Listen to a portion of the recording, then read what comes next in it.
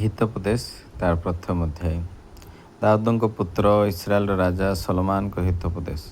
ଜ୍ଞାନ ଉପଦେଶ ବୁଝିବାକୁ, ଜ୍ଞାନଜନକ ବାକ୍ୟ ବିବେଚନା କରିବାକୁ, ସୁଆଚରଣ, ସାଧୁତା ଓ ସୁବିବେଚନା ଏବଂ ନ୍ୟାୟ ବିଷୟରେ ଉପଦେଶ ଗ୍ରହଣ କରିବାକୁ, ସରଲୋକକୁ ସତର୍କତା, ଯୁବା ଲୋକକୁ ବିଦ୍ୟା ଓ ପରିଣାମଦର୍ଶିତା ଦେବାକୁ, ଯେପରି ଜ୍ଞାନବାନ ଲୋକ ତାହା ଶୁଣି ପାଣ୍ଡିତ୍ୟରେ ବୃଦ୍ଧି ପାଇବ ଓ ବୁଦ୍ଧିମାନ ଲୋକ ହିତଜନକ ପରାମର୍ଶ ପ୍ରାପ୍ତି ହେବ। ପୁଣି ଏକ ଉପଦେଶ କଥା, ଏକ ରୂପ କଥା, ପୁଣି ପଣ୍ଡିତମାନଙ୍କ ବାକ୍ୟ ଓ ସେମାନଙ୍କର ଗୂଢ଼ ବଚନ ବୁଝିପାରିବ। ସଦାପ୍ରଭୁ ବିଷୟକୁ ଭୟ ଜ୍ଞାନର ଆରମ୍ଭ, ମାତ୍ର ନିର୍ବୋଧ ଲୋକ ଜ୍ଞାନ ଓ ଉପଦେଶ ତୁଚ୍ଛ ବୋଧ କରନ୍ତି। ହେ ମୋର ପୁତ୍ର, ପିତାର ଉପଦେଶ ଶୁଣ ଓ ତୁମ୍ଭ ମାତାର ଆଦେଶ ପରିତ୍ୟାଗ କରେ ନାହିଁ, ଯେହେତୁ ତାହା ତୁମ୍ଭର ଅନୁଗ୍ରହଜନକ ଶିରଭୂଷଣ ଓ ଗଳଦେଶର ହାର ସ୍ୱରୂପ ହେବ। ହେ ମୋର ପୁତ୍ର, ପାପୀଗଣ ତୁମକୁ ଫୁସୁଲାଇଲେ ତୁମେ ସମ୍ମତ ହୁଅ ନାହିଁ। ସେମାନେ ଯେବେ କହନ୍ତି, ଆମ୍ଭମାନଙ୍କ ସହିତ ଆସ, ଆମେମାନେ ରକ୍ତପାତ କରିବାକୁ ଛକି ବସୁ, ନିର୍ଦ୍ଦୋଷମାନଙ୍କୁ ଅକାରଣରେ ଧରିବାକୁ ଗୁପ୍ତ ସ୍ଥାନରେ ଲୁଚି ରହୁ, ପାତାଳର ନ୍ୟାୟ ଆମେମାନେ ସେମାନଙ୍କୁ ଜୀଅନ୍ତା ଗ୍ରାସ କରୁ ଓ ଗର୍ତ୍ତପତିତ ଲୋକ ପରି ସେମାନଙ୍କୁ ଶପଥ ଭାବେ ଗ୍ରାସ କରୁ। ତହିଁରେ ଆମ୍ଭେମାନେ ସର୍ବପ୍ରକାର ବହୁମୂଲ୍ୟ ଧନ ପାଇବା, ଲୁଠିତ ଦ୍ରବ୍ୟରେ ଆପଣା ଆପଣା ଗୃହ ପରିପୂର୍ଣ୍ଣ କରିବା। ତୁମ୍ଭେ ଆମମାନଙ୍କ ମଧ୍ୟରେ ଅଂଶୀ ହେବ ଆଉ ସମସ୍ତଙ୍କର ଏକତଡ଼ା ହେବ।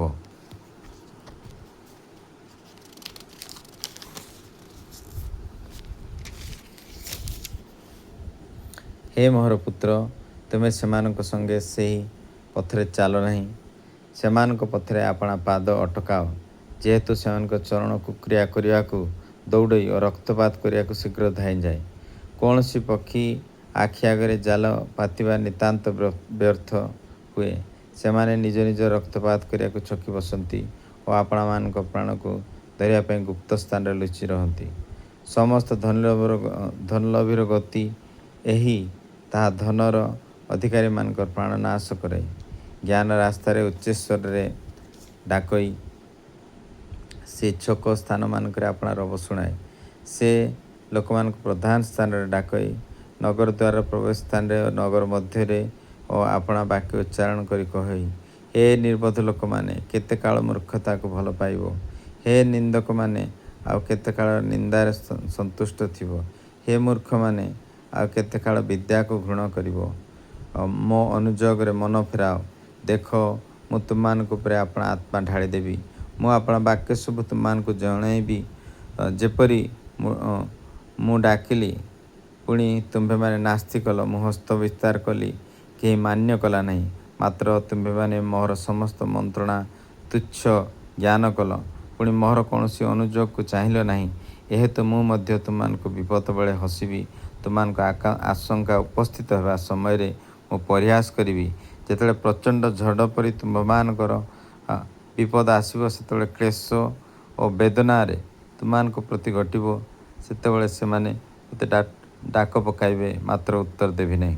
ସେମାନେ ଅତି ଯତ୍ନରେ ମୋ ଅନ୍ୱେଷଣ କରିବେ, ମୋହର ଉଦ୍ଦେଶ୍ୟ ପାଇବେ ନାହିଁ, କାରଣ ସେମାନେ ବିଦ୍ୟାକୁ ଘୃଣା କଲେ ଓ ସଦାପ୍ରଭୁଙ୍କ ବିଷୟକୁ ଭୟ ମନୋନୀତ କଲେ ନାହିଁ। ସେମାନେ ମୋହର କୌଣସି ମନ୍ତ୍ରଣା ଗ୍ରହଣ କଲେ ନାହିଁ ଓ ମୋହର ସମସ୍ତ ଅନୁଯୋଗ ହେୟ ଜ୍ଞାନ କଲେ। ତେଣୁକରି ସେମାନେ ଆପଣା ଆପଣା କର୍ମର ପ୍ରତିଫଳ ଭୁଞ୍ଜିବେ ଓ ଆପଣା ଆପଣା କୁପରାମର୍ଶର ସମ୍ପୂର୍ଣ୍ଣ ଫଳ ଭୋଗ କରିବେ। ହେ ନିର୍ବୋଧ ଲୋକମାନେ, ବିପଥ ଗମନ ସେମାନଙ୍କୁ ବିନାଶ କରିବ ଓ ଅଜ୍ଞାନ ସେମାନଙ୍କର ସୌଭାଗ୍ୟ ସେମାନଙ୍କୁ ସଂହାର କରିବ। ମାତ୍ର ଯେଉଁ ଲୋକ ମୋହର କଥା ଶୁଣଇ ସେ ନିରାପଦରେ ବାସ କରିବ, ସେ ଅମଙ୍ଗଳର ଆଶଙ୍କା ବିନା ବିଶ୍ରାମ ପାଇବ। ହେ ମୋର ପୁତ୍ର, ତୁମ୍ଭେ ଯେବେ ମୋ କଥା ଗ୍ରହଣ କରିବ, ମୋ ଆଜ୍ଞା ସବୁ ମନେ ରଖିବ, ତେବେ ଜ୍ଞାନ ଆଡ଼ୁ ତୁମ କର୍ଣ୍ଣ ଡେର ଓ ବୁଦ୍ଧିରେ ମନୋନିବେଶ କର। ହଁ, ଯେବେ ତୁମେ ସୁବିବେଚନା ପ୍ରତି ଡାକ ପକାଅ ଓ ବୁଦ୍ଧି ନିମନ୍ତେ ଉଚ୍ଚସ୍ୱର କର, ଯେବେ ରୂପା ନ୍ୟାୟରେ ତାକୁ ଖୋଜ, ପତା ଧନ ପରି ତାହାର ଅନ୍ୱେଷଣ କର, ତେବେ ତୁମ୍ଭେ ସଦାପ୍ରଭୁଙ୍କ ବିଷୟକୁ ଭୟ ବୁଝିବ ଓ ପରମେଶ୍ୱରଙ୍କ ବିଷୟକ ତତ୍ତ୍ୱଜ୍ଞାନ ପାଇବ। ଯେହେତୁ ସଦାପ୍ରଭୁ ଜ୍ଞାନ ଦିଅନ୍ତି, ତାହାଙ୍କ ମୁଖରେ ଜ୍ଞାନ ଓ ବୁଦ୍ଧି ନିର୍ଗତ ହୋଇ ସେ ସତ୍ ଲୋକଙ୍କ ନିମନ୍ତେ ତତ୍ତ୍ୱଜ୍ଞାନ ସଞ୍ଚୟ କରନ୍ତି। ସେ ସରଳାଚାରୀମାନଙ୍କ ଢାଲ ସ୍ୱରୂପ ଅଟନ୍ତି, ଯେପରିକି ସେ ନ୍ୟାୟର ପଥ ରକ୍ଷା କରିପାରିବେ ଓ ଆପଣା ସାଧୁମାନଙ୍କର ଗତି ସମ୍ଭାଳିବେ। ତହୁଁ ତୁମେ ଧାର୍ମିକତା, ସୁବିଚାର ଓ ନ୍ୟାୟ ମଙ୍ଗଳ ସମସ୍ତ ଜାଣିବ। କାରଣ ଜ୍ଞାନ ତୁମ ହୃଦୟରେ ପ୍ରବେଶ କରିବ, ପୁଣି ବିଦ୍ୟା ତୁମ ପ୍ରାଣର ତୁଷ୍ଟିକର ହେବ। ପରିଣାମଦର୍ଶିତା ତୁମ ଉପରେ ପ୍ରହରୀ ହେବ, ବୁଦ୍ଧି ତୁମକୁ ରକ୍ଷା କରିବ। ତହିଁରେ ଯେଉଁମାନେ ଅବାଧ୍ୟ କଥା କହନ୍ତି, ଯେଉଁମାନେ ଅନ୍ଧକାରମୟ ପଥରେ ଗତାୟତ କରିବା ନିମନ୍ତେ ସରଳ ମାର୍ଗ ପରିତ୍ୟାଗ କରନ୍ତି, ଯେଉଁମାନେ କୁକ୍ରିୟା କରିବାକୁ ହୃଷ୍ଟ ଓ ଦୁଷ୍ଟମାନଙ୍କ ଅବାଧ୍ୟତାରେ ଅନୁରକ୍ତ, ଯେଉଁମାନେ ଆପଣା ଆପଣା ମାର୍ଗରେ କୁଟିଳ ଓ ଆପଣା ପଥରେ ବକ୍ରାଗାମୀ, ଏପରି କୁକର୍ମକାରୀମାନଙ୍କ ପଥରୁ ତୁମ୍ଭର ଉଦ୍ଧାର ହେବ।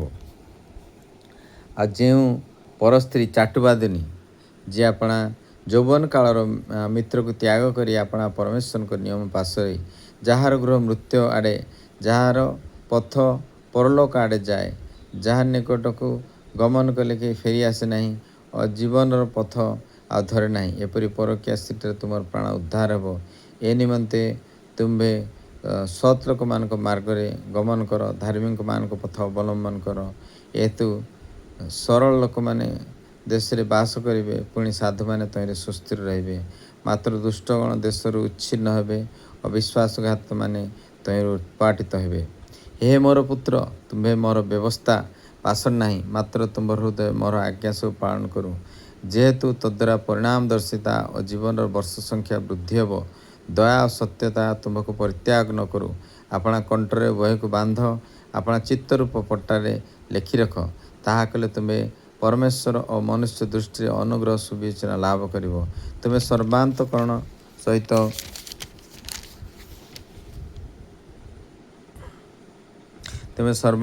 ସହିତ ସଦାପ୍ରଭୁଙ୍କ ଠାରେ ବିଶ୍ୱାସ କର। ନିଜ ସୁବିବେଚନାରେ ଆଉଜି ପଡ଼ ନାହିଁ, କାରଣ ଆପଣାର ସବୁ ଗତିରେ ତାହାଙ୍କୁ ସ୍ୱୀକାର କର। ତହିଁରେ ସେ ତୁମ୍ଭର ପଥ ସବୁ ସରଳ କରିବେ। ତୁମ୍ଭେ ଆପଣା ଦୃଷ୍ଟିରେ ଜ୍ଞାନବାନ ହୁଅ ନାହିଁ, ସଦାପ୍ରଭୁଙ୍କୁ ଭୟ କର, ମନ୍ଦତାରୁ ବିମୁଖ ହୋ। ତାହା ତୁମ୍ଭ ନାଭିଦେଶର ସ୍ୱାସ୍ଥ୍ୟ ଓ ସ୍ଥିର ମଜ୍ଜା ହେବ। ତୁମ୍ଭେ ଆପଣା ଧନର ସମସ୍ତ ଆୟର ପ୍ରଥମ ଫଳରେ ସଦାପ୍ରଭୁଙ୍କର ସମାଦର କର। ତହିଁରେ ତୁମ୍ଭର ଭଣ୍ଡାର ବହୁ ଧନରେ ପରିପୂର୍ଣ୍ଣ ହେବ ଓ ତୁମ୍ଭ କୁଣ୍ଡରେ ନୂତନ ଦ୍ରାକ୍ଷାରସ ଉଛୁଳି ପଡ଼ିବ। ହେ ମୋହର ପୁତ୍ର, ସଦାପ୍ରଭୁଙ୍କ ଅନୁଗ୍ରହ ତୁଚ୍ଛ କର ନାହିଁ ଓ ତାଙ୍କ ଶାସନରେ କ୍ଳାନ୍ତ ହୁଅ ନାହିଁ। କାରଣ ଯେପରି ପିତା ଆପଣା ସନ୍ତୋଷ ପାତ୍ର ପୁତ୍ରଙ୍କୁ, ସେପରି ସଦାପ୍ରଭୁ ଆପଣା ପ୍ରେମ ପାତ୍ରକୁ ଶାସନ କରନ୍ତି। ଯେଉଁ ଲୋକ ଜ୍ଞାନ ପାଏ ଓ ବୁଦ୍ଧି ଲାଭ କରେ, ସେ ଧନ୍ୟ। ଯେହେତୁ ରୂପାର ବାଣିଜ୍ୟ ଠାରୁ ତାହାର ବାଣିଜ୍ୟ ଉତ୍ତମ, ପୁଣି ଶୁଦ୍ଧ ସୁବର୍ଣ୍ଣଠାରୁ ତାହାର ଲାଭ ଶ୍ରେଷ୍ଠ, ଆଉ ତାହା ମୁକ୍ତାଠାରୁ ଅଧିକ ମୂଲ୍ୟବାନ। ପୁଣି ତୁମର କୌଣସି ଇଷ୍ଟବସ୍ତୁ ତାହାର ତୁଲ୍ୟ ହେବାକୁ ଯୋଗ୍ୟ ନୁହେଁ। ତାହାର ଦକ୍ଷିଣ ହସ୍ତରେ ଦୀର୍ଘାୟୁ, ତାହାର ବାମ ହସ୍ତରେ ଧନ ଓ ସମ୍ମାନ। ତାହାର ପଥ ସବୁ ସୁଖଦାୟକ ପଥ, ତାହାର ସମସ୍ତ ମାର୍ଗ ଶାନ୍ତିକର ଅଟଇ। ଯେଉଁମାନେ ତାହାର ଆଶ୍ରୟ ନିଅନ୍ତି, ସେମାନଙ୍କ ପ୍ରତି ସେ ଜୀବନଦାୟକ ବୃକ୍ଷ ସ୍ୱରୂପ। ଯେଉଁ ଲୋକ ତାହା ଧରି ରଖେ, ସେ ଧନ୍ୟ। ସଦାପ୍ରଭୁ ଜ୍ଞାନରେ ପୃଥିବୀ ସ୍ଥାପନ କଲେ, ସେ ବୁଦ୍ଧିରେ ଆକାଶମଣ୍ଡଳ ସୁସ୍ଥିର କଲେ। ତାହାଙ୍କ ଜ୍ଞାନରେ ଗଭୀର ସ୍ଥାନରୁ ଜଳ ଉଛୁଳି ଉଠଇ, ପୁଣି ମେଘରୁ କାକର ଟପା ଟପା ପଡ଼ାଇ। ହେ ମୋହର ପୁତ୍ର, ଏହିସବୁ ତୁମ ଦୃଷ୍ଟିଗୋଚରରୁ ନ ଯାଉ। ତୁମ୍ଭର ତତ୍ତ୍ୱଜ୍ଞାନ ଓ ପରିଣାମଦର୍ଶିତା ରକ୍ଷା କର। ତାହା ତୁମ ପ୍ରାଣର ଜୀବନ, ତୁମ କଣ୍ଠର ଭୂଷଣ ହେବ। ତେବେ ତୁମ୍ଭେ ଆପଣା ପଥରେ ନିର୍ଭୟରେ ଚାଲିବ, ପୁଣି ତୁମ୍ଭର ଚରଣ ଝୁଣ୍ଟିବ ନାହିଁ। ଶୟନ କାଳରେ ତୁମେ ଆଶଙ୍କା ହେବ ନାହିଁ। ହଁ, ତୁମେ ଶୟନ କରିବ, ତୁମର ନିଦ୍ରା ସୁଖଜନକ ହେବ। ତୁମ୍ଭେ ହଠାତ୍ ଉତ୍ପନ୍ନ ଆଶଙ୍କା ଠାରୁ କେଉଁ ଦୁଷ୍ଟମାନଙ୍କ ଉପସ୍ଥିତ ବିନାଶକୁ ଭୟ କର ନାହିଁ। ଯେହେତୁ ସଦାପ୍ରଭୁ ତୁମ୍ଭର ବିଶ୍ୱାସ ଭୂମି ହେବେ, ସେ ତୁମର ପାଦ ଫାନ୍ଦରୁ ରକ୍ଷା କରିବେ। ଉପକାର କରିବାକୁ ସାମର୍ଥ୍ୟ ତୁମ ହସ୍ତରେ ଥିଲେ ଉଚିତ ଦାନପାତ୍ର ମାନଙ୍କୁ ନାସ୍ତି କର ନାହିଁ। ଆପଣା ନିକଟରେ ଦ୍ରବ୍ୟ ଥିଲେ ଯାଅ, ପୁନର୍ବାର ଆସ, ଆମ୍ଭେ କାଲି ଦେବା, ଏହା ତୁମ ପ୍ରତିବାସୀକୁ କୁହ ନାହିଁ। ତୁମ ପ୍ରତିବାସୀ ତୁମ ନିକଟରେ ନିର୍ଭୟରେ ବାସ କରିବାରୁ ତା ବିରୁଦ୍ଧରେ ଅନିଷ୍ଟ ଚିନ୍ତା କର ନାହିଁ। ମନୁଷ୍ୟ ତୁମ୍ଭର କ୍ଷତି ନ କଲେ ଅକାରଣରେ ତା ସହିତ ବିରୋଧ କର ନାହିଁ। ଉପଦ୍ରବୀ ପ୍ରତି ଈର୍ଷା କର ନାହିଁ, ପୁଣି ତାହାର କୌଣସି ପଥ ମନୋନୀତ କର ନାହିଁ। ଅନେକ ଖଳ ଲୋକ ସଦାପ୍ରଭୁଙ୍କର ଘୃଣାପାତ୍ର, ମାତ୍ର ସରଳାଚାରୀଙ୍କ ସଙ୍ଗେ ତାହାଙ୍କର ମିତ୍ରାଳାପ ଥାଏ।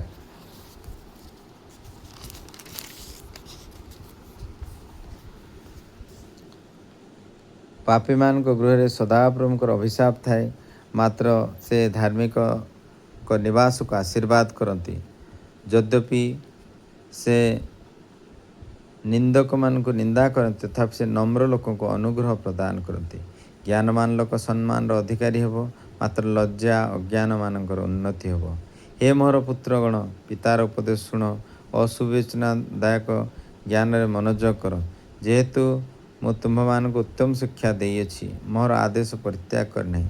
ମୁଁ ଆପଣା ପିତାଙ୍କର ପୁଅଟିଏ ଥିଲି, ପୁଣି ମାତାଙ୍କ ଦୃଷ୍ଟିରେ କମଳ ଏକମାତ୍ର ପ୍ରିୟ ଥିଲି। ପିତା ମୋତେ ଶିକ୍ଷା ଦେଇ କହିଲେ, ତୁମ୍ଭ ମନ ମୋହର କଥା ରକ୍ଷା କରୁ, ମୋର ଆଜ୍ଞା ସବୁ ପାଳନ କରି ବଞ୍ଚ। ଜ୍ଞାନ ଅର୍ଜନ କର, ସୁବିବେଚନା ଲାଭ କର, ତାହା ଭୁଲ ନାହିଁ। ପୁଣି ମୁଖର ବାକ୍ୟରୁ ବିମୁଖ ହୁଅ ନାହିଁ, ତାହା ପରିତ୍ୟାଗ କର ନାହିଁ। ତହିଁରେ ସେ ତୁମ୍ଭକୁ ପାଳନ କରିବ। ତାକୁ ସ୍ନେହ କର, ତହିଁରେ ସେ ତୁମ୍ଭକୁ ରକ୍ଷା କରିବ। ଜ୍ଞାନ ସର୍ବଶ୍ରେଷ୍ଠ ବିଷୟ, ଏଣୁ ଜ୍ଞାନ ଲାଭ କର। ପୁଣି ତୁମର ସବୁ ଲାଭରେ ସୁବିବେଚନା ଲାଭ କର। ତାକୁ ଶିରଧାର୍ଯ୍ୟ କର, ତହିଁରେ ସେ ତୁମ୍ଭକୁ ଉନ୍ନତ କରିବେ। ତାକୁ ଆଲିଙ୍ଗନ କଲେ ସେ ତୁମ୍ଭକୁ ସମ୍ଭ୍ରାନ୍ତ କରିବ। ସେ ତୁମ୍ଭ ମସ୍ତକରେ ଅନୁଗ୍ରହ ରୂପ ଭୂଷଣ ହେବ। ସେ ତୁମ୍ଭକୁ ସଭାର ମୁକୁଟ ଅର୍ପଣ କରିବ। ହେ ମୋର ପୁତ୍ର, ଶୁଣ, ମୋ କଥା ଘେନ, ତହିଁରେ ତୁମ୍ଭ ଆୟୁର ବର୍ଷ ବହୁତ ହେବ। ମୁଁ ତୁମ୍ଭକୁ ଜ୍ଞାନର ମାର୍ଗରେ ଶିକ୍ଷା ଦେଇଅଛି। ମୁଁ ସାଧୁତାର ପଥରେ ତୁମ୍ଭକୁ କଢ଼ାଇଅଛି। ତୁମେ ଗମନ କରିବା ବେଳେ ତୁମ ପାଦ ସଙ୍କୁଚିତ ହେବ ନାହିଁ, ପୁଣି ଦୌଡ଼ିବା ବେଳେ ତୁମେ ଝୁଣ୍ଟିବ ନାହିଁ। ସଦାପ୍ରଭୁ ଉପଦେଶକୁ ଦୃଢ଼ କରି ଧର, ତାହାକୁ ଛାଡ଼ିଦିଅ ନାହିଁ। ତାକୁ ରଖ, କାରଣ ତାହା ତୁମ୍ଭର ଜୀବନ। ପାପୀମାନଙ୍କ ପଥ ମଧ୍ୟରେ ପଶ ନାହିଁ ଏବଂ ଦୁଷ୍ଟମାନଙ୍କ ବାଟରେ ଚାଲ ନାହିଁ। ତାହା ପରିତ୍ୟାଗ କର, ତହିଁର ନିକଟ ଦେଇ ଯାଅ ନାହିଁ, ବିମୁଖ ହୋଇ ଚାଲିଯାଅ। ଯେହେତୁ କୁକ୍ରିୟା ନ କଲେ ସେମାନେ ଶୟନ କରନ୍ତି ନାହିଁ, ପୁଣି କାହାକୁ ପତିତ ନ କରାଇଲେ ସେମାନେ ନିଦ୍ରା ଭାଙ୍ଗିଯାଏ। ଯେହେତୁ ସେମାନେ ଦୁଷ୍ଟତା ରୂପ ଅନ୍ନ ଭୋଜନ କରନ୍ତି, ପୁଣି ଦୌରାତ୍ମ୍ୟ ରୂପ ଦ୍ରାକ୍ଷାରସ ପାନ କରନ୍ତି। ମାତ୍ର ଧାର୍ମିକମାନଙ୍କର ପଥ ପ୍ରଭାତର ଆଲୁଅ ତୁଲ୍ୟ, ଯାହା ମଧ୍ୟାହ୍ନ ପର୍ଯ୍ୟନ୍ତ ଆହୁରି ଆହୁରି ତେଜସ୍କର ହୁଏ। ପୁଣି ଦୁଷ୍ଟମାନଙ୍କର ବାଟ ଅନ୍ଧକାର ତୁଲ୍ୟ, ସେମାନେ କାହିଁରେ ଝୁଣ୍ଟି ପଡ଼ନ୍ତି ତାହା ଜାଣନ୍ତି ନାହିଁ। ହେ ମୋର ପୁତ୍ର, ମୋ କଥାରେ ମନୋଯୋଗ କର, ମୋ ବାକ୍ୟରେ କର୍ଣ୍ଣ ଡେର। ତାହା ସବୁ ତୁମ ଚକ୍ଷୁରୁ ନ ଯାଉ, ତାହା ସବୁ ତୁମ ହୃଦୟ ଯତ୍ନ କରି ରଖ। ଯେହେତୁ ତାହା ଯେଉଁମାନେ ପାଆନ୍ତି, ସେମାନଙ୍କ ପ୍ରତି ତାହା ଜୀବନ, ସର୍ବାଙ୍ଗର ସ୍ୱାସ୍ଥ୍ୟ ଅଟେ। ତୁମ୍ଭ ହୃଦୟକୁ ଅତି ଯତ୍ନରେ ରଖ, ଯେହେତୁ ତହିଁରୁ ଜୀବନର ପ୍ରବାହ ଜନ୍ମ ହୁଏ। ଆପଣଠାରୁ କୁଟିଳ ମୁଖ ଦୂର କର, ବକ୍ର ଅଷ୍ଟାଧର ବହୁ ଦୂର ରଖ। ଚକ୍ଷୁ ଆଗକୁ ଦୃଷ୍ଟି କରୁ, ତୁମ ଚକ୍ଷୁର ପତା ତୁମ ସମ୍ମୁଖରେ ସଳଖ ଅନାଉ। ତୁମେ ଆପଣା ପାଦ ସଳଖ କରି ପକାଅ ଓ ତୁମ୍ଭର ସବୁ ପଥ ସ୍ଥିରୀକୃତ ହେଉ। ଦକ୍ଷିଣକୁ ବାମ ଫେର ନାହିଁ, ତୁମ୍ଭ ପାଦ ମନ୍ଦଠାରୁ ଦୂର କର।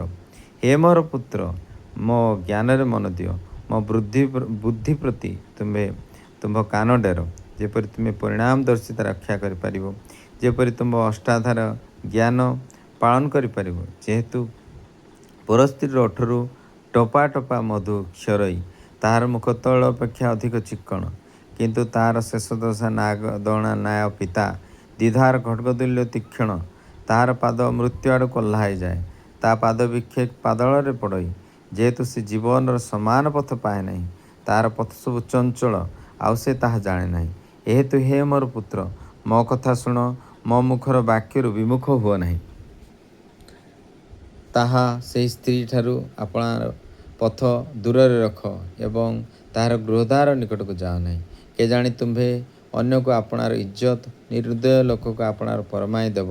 କେଜାଣି ଅପରିଚିତ ଲୋକମାନେ ତୁମ୍ଭ ବଳରେ ପୂର୍ଣ୍ଣ ହେବେ। ତୁମ ଶ୍ରମର ଫଳ ବିଦେଶୀର ଗୃହରେ ଥୁଆଯିବ। ଆଉ ତୁମ୍ଭ ଶେଷ ଅବସ୍ଥାରେ ଯେତେବେଳେ ତୁମ୍ଭ ମାଂସ ଶରୀର କ୍ଷୟ ପାଏ, ତୁମ୍ଭେ କେଜାଣି ବିଳାପ କରିବ ଆଉ କହିବ, ମୁଁ ଉପଦେଶ କିପରି ଘୃଣା କଲି, ପୁଣି ମୋର ମନ ଅନୁଯୋଗ କିପରି ତୁଚ୍ଛ କଲା। ମୁଁ ଆପଣା ଶିକ୍ଷକମାନଙ୍କ କଥା ମାନିଲି ନାହିଁ, ଯେଉଁମାନେ ମୋତେ ଶିକ୍ଷା ଦେଲେ ସେମାନଙ୍କର ବାକ୍ୟ ପ୍ରତି ଆପଣା କାନ ଡେରିଲି ନାହିଁ। ମୁଁ ସମାଜ ମଣ୍ଡଳୀ ପ୍ରାୟ ସର୍ବପ୍ରକାର ଦୁର୍ଦ୍ଦଶାରେ ପଡ଼ିଲି। ତୁମ୍ଭେ ନିଜ ଜଳାଶୟରୁ ପାନ କର ଓ ନିଜ କୂପର ଜଳସ୍ରୋତ ପାନ କର। ତୁମ ନିର୍ଝର କ'ଣ ବାହାରେ ଏଣେ ତେଣେ ବିସ୍ତାରିତ ହେବ ଓ ରାଜଦାଣ୍ଡରେ କ'ଣ ଜଳସ୍ରୋତ ବହିଯିବ? ତାହା କେବଳ ତୁମ୍ଭର ହେଉ, ତୁମ ସହିତ ଅପରିଚିତ ଲୋକମାନଙ୍କର ନ ହେଉ। ତୁମ ନିର୍ଝର ଧନ୍ୟ ହେଉ, ଆଉ ତୁମ୍ଭେ ଆପଣା ଯୌବନ କାଳର ଭାର୍ଯ୍ୟାଠାରେ ଆମୋଦ କର।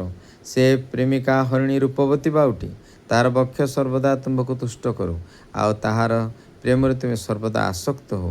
ଏ ମୋର ପୁତ୍ର, ପରକୀୟାଠାରୁ ତୁମ୍ଭେ କାହିଁକି ଆସକ୍ତ ହେବ ଏବଂ ଅନ୍ୟର କୋଳ କାହିଁକି ଆଲିଙ୍ଗନ କରିବ? ଯେହେତୁ ମନୁଷ୍ୟର ସବୁ ଗତି ସଦାପ୍ରଭୁଙ୍କର ଦୃଷ୍ଟିଗୋଚର ଅଟେ ଓ ତାହାର ପଥ ସବୁ ସମାନ କରନ୍ତି। ଦୁଷ୍ଟ ଲୋକ ନିଜ ଅପରାଧ ତାହାକୁ ଧରିବ, ସେ ନିଜ ପାପ ରୂପ ଦୌଡ଼ିରେ ବନ୍ଧା ହେବ। ସେ ଉପଦେଶ ଅଭାବରେ ମରିଯିବ ଓ ଆପଣା ଅଜ୍ଞାନତାର ଆଧିକ୍ୟରେ ଭ୍ରାନ୍ତ ହେବ। ହେ ମୋର ପୁତ୍ର, ଯେବେ ତୁମ୍ଭେ ଆପଣା ପ୍ରତିବାସୀରେ ଲଗା ହୋଇଥାଅ, ଯେବେ ପର ପାଇଁ ହାତ ଦେଇଥାଅ, ତେବେ ତୁମ୍ଭେ ଆପଣା ମୁଖର ବାକ୍ୟ ରୂପ ଫାନ୍ଦରେ ପଡ଼ିଅଛ, ଆପଣ ମୁଖର କଥାରେ ଧରା ଯାଇଅଛ। ହେ ମୋର ପୁତ୍ର, ତେବେ ଏହି କର୍ମ କର, ଆପଣଙ୍କୁ ଉଦ୍ଧାର କର, ଯେହେତୁ ତୁମ୍ଭେ ଆପଣା ବନ୍ଧୁର ହସ୍ତଗତ ହୋଇଅଛ। ଯାହା ଆପଣଙ୍କୁ ନମ୍ର କରି ତୁମ୍ଭ ପ୍ରତିବାସୀକୁ ବାରମ୍ବାର ବିନତି କର। ତୁମେ ଆପଣା ଚକ୍ଷୁରୁ ନିଦ୍ରା ଯିବା ପାଇଁ ଦିଅ ନାହିଁ, କିମ୍ବା ଆପଣଙ୍କ ଚକ୍ଷୁର ପତାକୁ ଢଳାଇବାକୁ ଦିଅ ନାହିଁ। ଆପଣଙ୍କୁ ହରିଣ ପରି, ବ୍ୟାଧର ହାତରୁ, ପକ୍ଷୀ ପରି, ଜାଲିଆରୁ ହାତରୁ ଉଦ୍ଧାର କର। ହେ ଅଳସୁଆ, ତୁମେ ପିମ୍ପୁଡ଼ି ପାଖକୁ ଯାଅ, ତାହାର କ୍ରିୟା ବିବେଚନା କର। ଜ୍ଞାନୀ ହୁଅ, ତାହାର ବିଚାରକର୍ତ୍ତା କି ଅଧ୍ୟକ୍ଷ କି ପ୍ରଭୁ କେହି ନ ଥିଲେ ହେଁ ସେ ଗ୍ରୀଷ୍ମକାଳରେ ଆପଣା ଖାଦ୍ୟ ପ୍ରସ୍ତୁତ କରେ, ପୁଣି ଫସଲ ସମୟରେ ଆହାର ସଞ୍ଚୟ କରେ। ହେ ଅଳସୁଆ, ତୁମେ କେତେ କାଳ ଶୋଇ ରହିଥିବ? ତୁମେ କେତେ କାଳ ନିଦ୍ରା ଭାଙ୍ଗି ଉଠିବ? ଆଉ ଟିକିଏ ଶୋଇଲେ, ଆଉ ଟିକିଏ ଢୁଳାଇଲେ, ଆଉ ଟିକିଏ ନିଦ୍ରା ଯିବା ପାଇଁ ହାତ ଭିଡ଼ି ବଳି ହେଲେ ତୁମର ଦରିଦ୍ରାବସ୍ଥା ଖଣ୍ଟ ପରି, ତୁମ୍ଭର ଦୀନତା ସଶଯ୍ୟ ଲୋକ ପରି ଉପସ୍ଥିତ ହେବ। ପାପାଧମ ବ୍ୟକ୍ତି, ଅପରାଧୀ ମନୁଷ୍ୟ, ସେ ଏକ ଗୁଇଁଆ ମୁଖ କରି ଚାଲଇ, ସେ ଆଖିରେ ଠାରଇ, ସେ ଗୋଡ଼ରେ କଥା କହି, ଆଙ୍ଗୁଳି ଦ୍ୱାରା ସଂକେତ କରେ। ତାର ଅନ୍ତଃକରଣରେ କୁଟିଳତା ଥାଏ, ସେ ସର୍ବଦା ଅନିଷ୍ଟ ଚିନ୍ତା କରେ। ସେ କଳିର ବୀଜ ବୁଣେ, ଏଣୁ ତାହାର ବିପଦ ହଠାତ୍ ଉପସ୍ଥିତ ହେବ। ସେ ପ୍ରତିକାର ବିନା ଅକସ୍ମାତ୍ ଭଗ୍ନ ହେବ। 6ଗୋଟି ବିଷୟକୁ ସଦାପ୍ରଭୁ ଘୃଣା କରନ୍ତି, ସପ୍ତବସ୍ତୁ ମଧ୍ୟ ତାହାଙ୍କର ଘୃଣାଯୋଗ୍ୟ।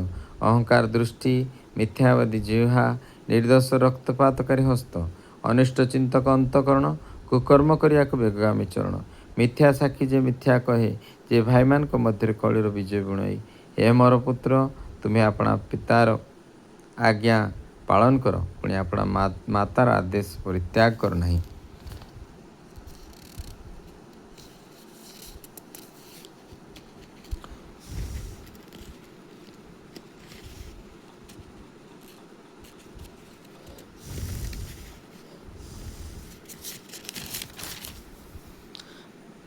ତାହା ସର୍ବଦା ତୁମ୍ଭ ହୃଦୟରେ ବାନ୍ଧି ରଖ, ଆପଣା ଗଳଦେଶରେ ବାନ୍ଧ।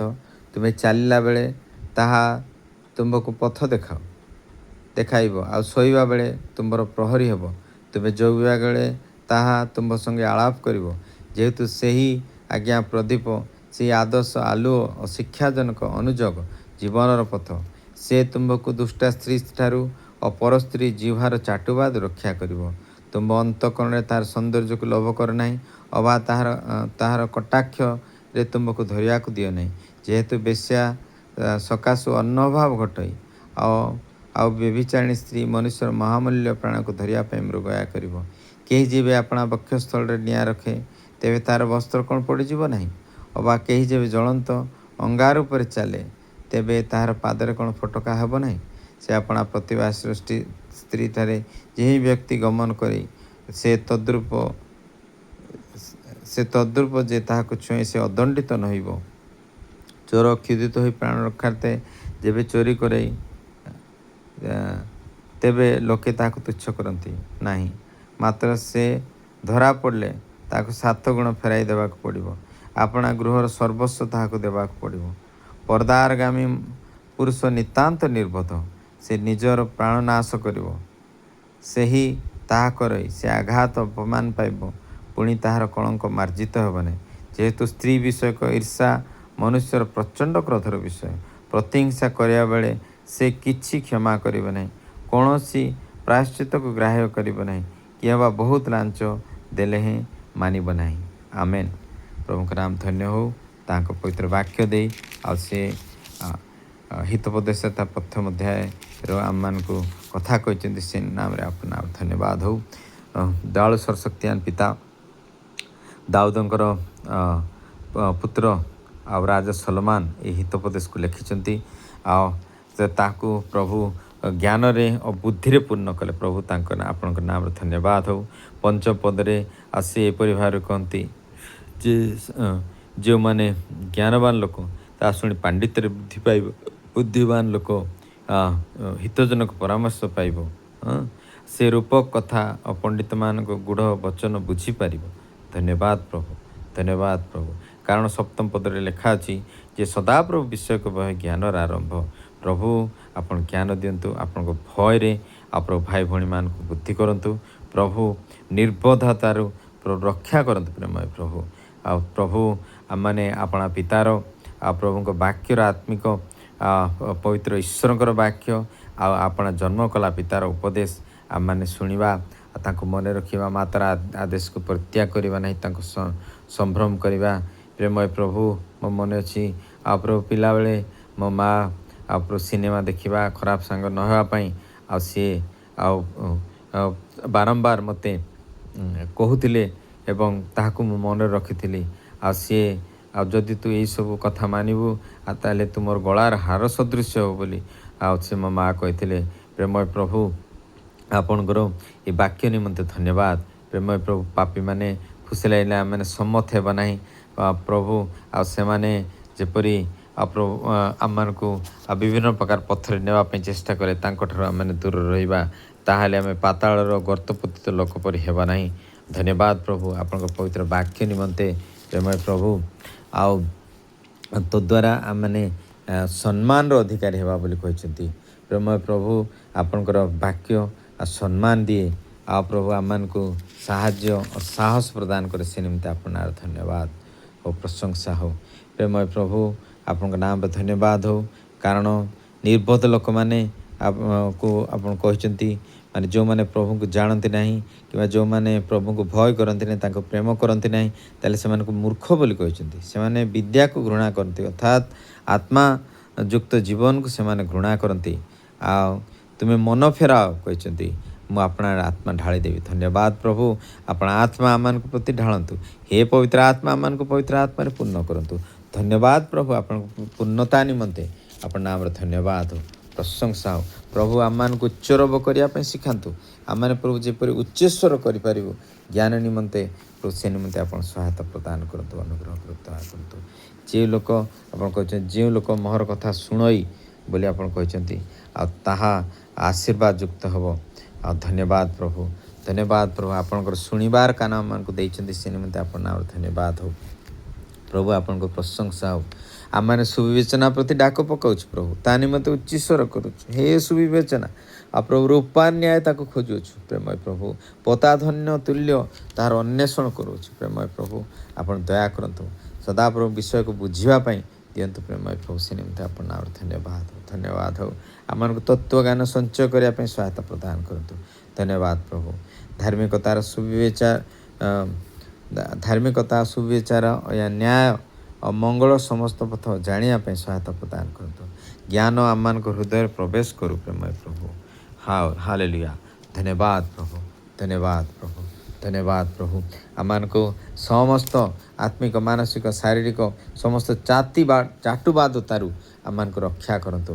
ଆଉ ପ୍ରଭୁ ଯେଉଁ ପରସ୍ତ୍ରୀ ଚାଟୁବାଦିନୀ ଯିଏ ଆପଣା ଯୌବନ କାଳର ମିତ୍ରକୁ ତ୍ୟାଗ କରେ ଆଉ ପ୍ରଭୁ ପରିବାର ଗୁଡ଼ିକ ଭଗ୍ନ କରେ ଆଉ ଯାହାର ଗୃହ ମୃତ୍ୟୁ ଆଡ଼େ ତାକୁ ଥାଏ ପ୍ରେମୟ ପ୍ରଭୁ, ଆପଣ ସେଇଟା ରକ୍ଷା କରନ୍ତୁ ପ୍ରେମୟ ପ୍ରଭୁ, ଦୟା କରନ୍ତୁ, ଅନୁଗ୍ରହ କରନ୍ତୁ। ସମସ୍ତ ରୋଗ ଆଉ ଦୁଃଖରୁ ପ୍ରଭୁ ଆପଣ ରକ୍ଷା କରନ୍ତୁ। ଧନ୍ୟବାଦ ପ୍ରଭୁ ଆପଣ ଆମମାନଙ୍କୁ ତାର ଅଧିକାର ଦେଇଛନ୍ତି, ସେ ନିମନ୍ତେ ଆପଣ ଧନ୍ୟବାଦ ହେଉ। ପ୍ରଭୁ ଆପଣ ପ୍ରଭୁ ମହାନ ବାକ୍ୟ 3 ଅଧ୍ୟାୟ 16 ପଦରେ ଏହିପରି କହନ୍ତି ଯେ 3 ଅଧ୍ୟାୟ 16 ପଦରେ ଆପଣ କହନ୍ତି ଯେ ତାହାର ଦକ୍ଷିଣ ହସ୍ତରେ ଦୀର୍ଘାୟୁ, ତାହାର ବାମ ହସ୍ତରେ ଧନ ଓ ସମ୍ମାନ ଥାଏ। ପ୍ରଭୁ ଆପଣ ଆମର ଧନ୍ୟବାଦ ପ୍ରଭୁ, କାରଣ ଯିଏ ଜ୍ଞାନ ପାଏ ସେ ବୁଦ୍ଧି ଲାଭ କରେ ଆଉ ଯିଏ ଜ୍ଞାନର ରୂପା ବାଣିଜ୍ୟ ତୁଲ୍ୟ କରେ ସର୍ବଶକ୍ତିମାନ ପରମେଶ୍ୱର। ଆଉ ଯେହେତୁ ଆମମାନେ ଆପଣଙ୍କଠି ବିଶ୍ୱାସ କରିଛୁ, ଆପଣଙ୍କଠି ଭରସା କରିଛୁ ପ୍ରେମୟ ପ୍ରଭୁ, ଆପଣଙ୍କୁ ଖୋଜୁଛୁ, ଆପଣଙ୍କ ପଛରେ ଚାଲିଛୁ ପ୍ରେମୟ ପ୍ରଭୁ, ଆପଣ ଏହି ପବିତ୍ର ବାକ୍ୟକୁ ଆମମାନଙ୍କ ଜୀବନରେ ପୁରା କରିଛନ୍ତି, ସେ ନିମନ୍ତେ ଆପଣ ଧନ୍ୟବାଦ। ବିଶ୍ୱାସର ସହିତ ଆମମାନେ ଆପଣ ଦକ୍ଷିଣ ହସ୍ତରେ ଦୀର୍ଘାୟୁକୁ ଗ୍ରହଣ କରୁଛୁ ଆଉ ବାମ ହସ୍ତରେ ଆଉ ଧନ ଆଉ ସମ୍ମାନକୁ ନାଁ ଜଡ଼ିତ ଯୀଶୁଙ୍କ ନାମରେ ରିସିଭ୍ କରୁଛୁ ପ୍ରେମୟ ପ୍ରଭୁ। ଆମମାନଙ୍କର ପଥ ସବୁ ସୁଖଦାୟକ ପଥ ଆଉ ଆମମାନଙ୍କର ସମସ୍ତ ମାର୍ଗ ଶାନ୍ତିକର ମାର୍ଗ। ଆଉ ପ୍ରଭୁ आपणठारे आम आश्रय नहीं से निमित्ते आप धन्यवाद हो। भाई भाई मान आशीर्वाद करूँ आ प्रभु से लंबा जीवन आ प्रभु ता रोगशून्य जीवन आप धन्यवाद हो। कारण प्रभु जीशु प्रहारित होगा द्वारा आम संपूर्ण सुस्थता लाभ कर धन्यवाद हो। प्रशंसा प्रेमय प्रभु आपन तत्वगान देइछंती जीवन और आपणकर ज्ञान को आम भूषण कर पवित्र आत्मा को बुद्धि से ज्ञानमय आत्मा को आम भूषण कर निमित्ते आप धन्यवाद प्रशंसा करूँ स्तुति करूँ। प्रेमय प्रभु ज्ञान अर्जन आम करुचु सुविवेचना लाभ करुचु धन्यवाद प्रभु रिसीव करुचु ना जीशु नाम तांकर मुखर वाक्य विमुख हो नहीं आ प्रेमय प्रभु ज्ञान सर्वश्रेष्ठ विषय बोली ग्रहण करुचु। प्रेमय प्रभु प्रभु 23 पद 4-23 को प्रभु आम ग्रहण करुचु कारण आपण हृदय को अति जत्न रखिछु कारण तार जीवन प्रभाव जन्म हो। धन्यवाद प्रभु धन्यवाद प्रभु प्रभु आम चक्षु को सूची करंतु। प्रेमय प्रभु प्रभु आग को दृष्टि सीधा करने स्ववर्ती परमेश्वर हो। प्रभु आपण पाद सड़क कर पकड़ापी प्रेमय प्रभु स्ववर्ती परमेश्वर हो। आपण पुत्र कन्या मान को प्रभु आम आत्मिक कन्या मान को आपण आत्मिक पुत्र मान को आप आशीर्वाद करूँ दया करते प्रेमय प्रभु स्ववर्ती परमेश्वर हूँ। 6 पदे आप कहती सदा प्रभु 6 गोटी विषय को घृणा करती। 16 पदे आउ अहंकार दृष्टि मिथ्यावादी जिह्वा निर्दोष रक्तपातकारी हस्त अनिष्ट चिंतक अंतकरण कुकर्म करने को बेगवाणी चरण मिथ्या साक्षी जे मिथ्या कहे जे भाई मान मध्य कलिर बीज बुणाई। हे प्रभु प्रभु दया करतु ये प्रभु 6 गोटी विषय को आप प्रभु आम न भूलवाई आप सहायता प्रदान करतु अनुग्रह करतु।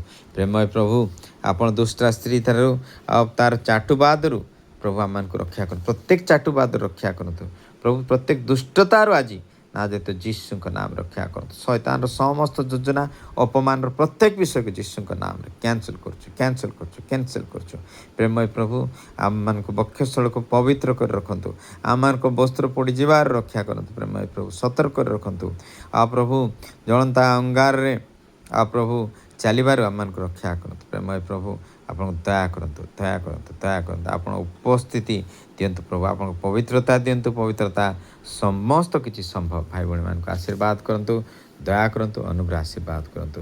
प्रेमय प्रभु आपन ब्लेसिंग्स आपन हीलिंग आपन ऑनर एवं आपन पूर्णता को ना देते जीशु का नाम रिसीव करना। धन्यवाद प्रभु ये प्रार्थना प्रभु जीशु का नाम रे मांगु। आमेन आमेन आमेन जीशु का नाम आमेन।